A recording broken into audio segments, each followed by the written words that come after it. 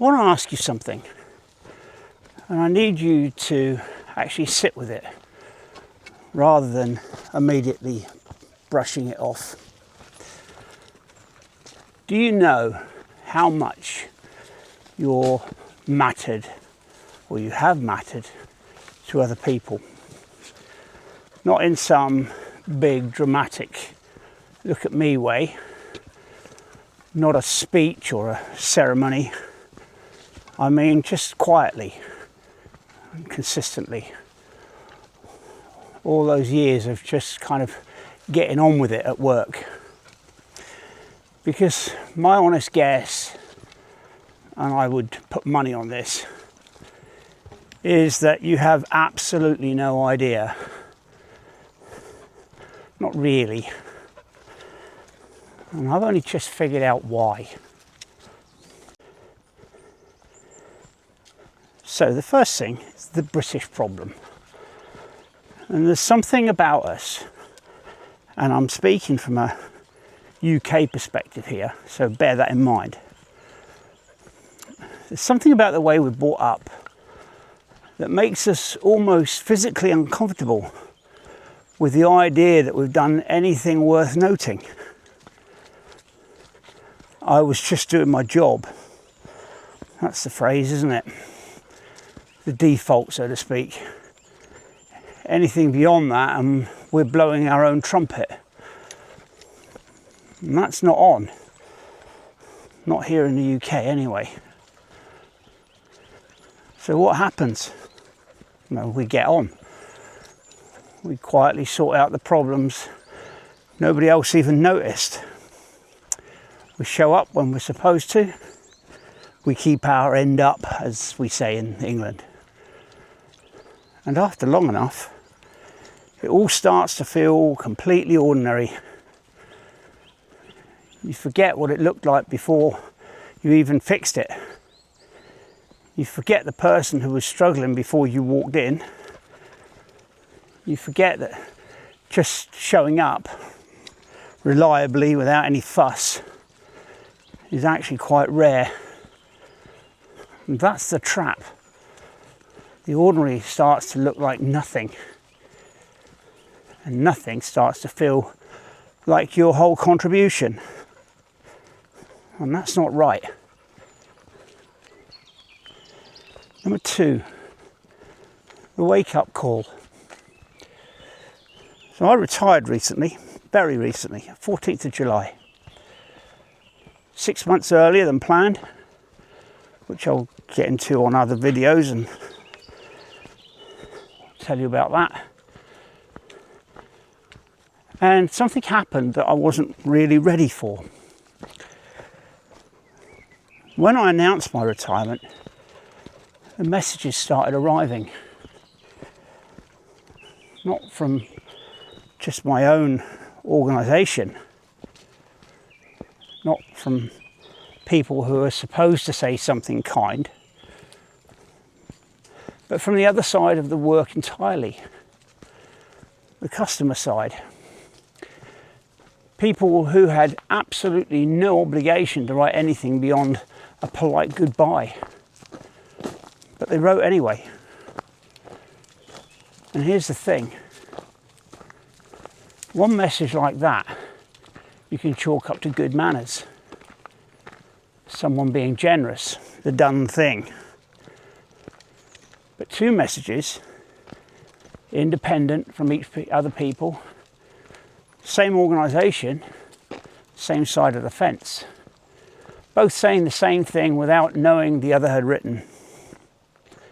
Now that's not courtesy. That for me is evidence.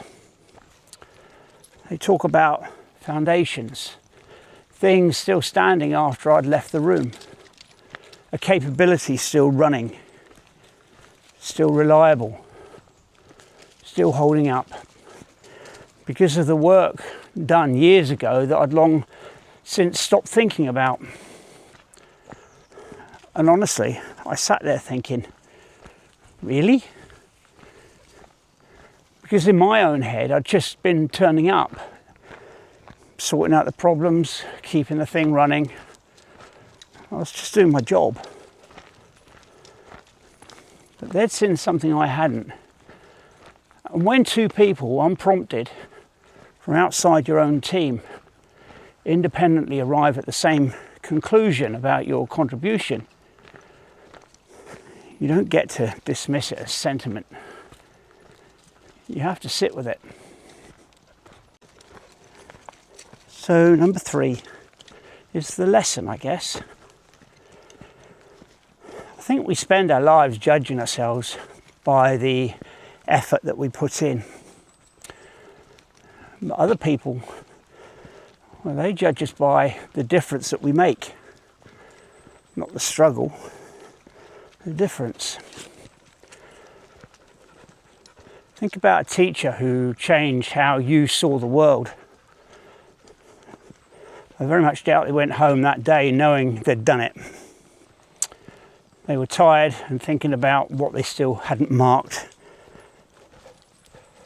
Think about a nurse who made a frightening moment feel manageable, not by doing anything special, just by being calm and decent.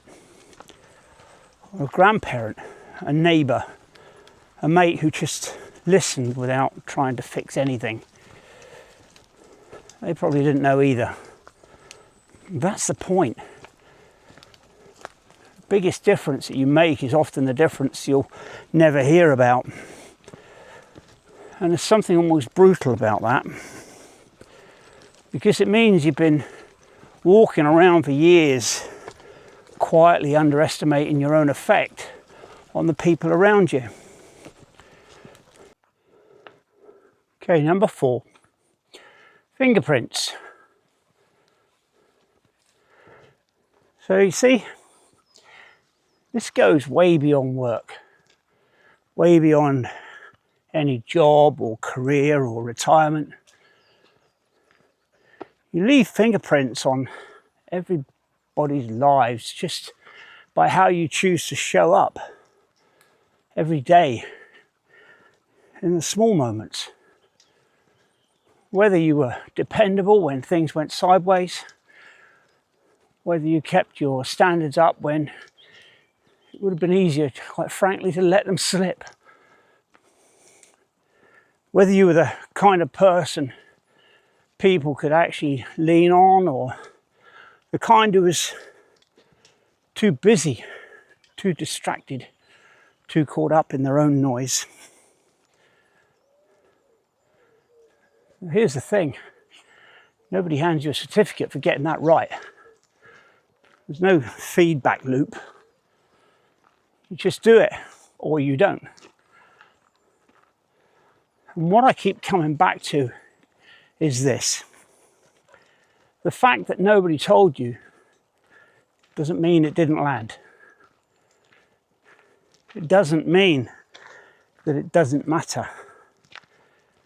It just means most people don't say it until something forces them to look back.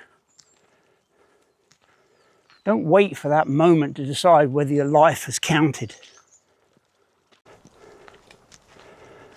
Number 5, how to live going forward. So here's where I've landed on this.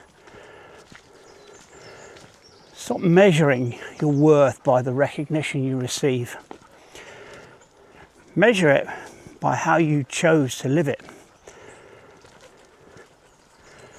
Be dependable. Not because you'll get a thank you, because you probably won't, but because that's the standard you hold yourself to. Be kind. Not soft, not a pushover, just kind. There's a world of difference. Help where you can. Listen more than you talk. Leave people and places slightly better than you found them. Because some of life's greatest things happen quietly, without applause, without anyone keeping score.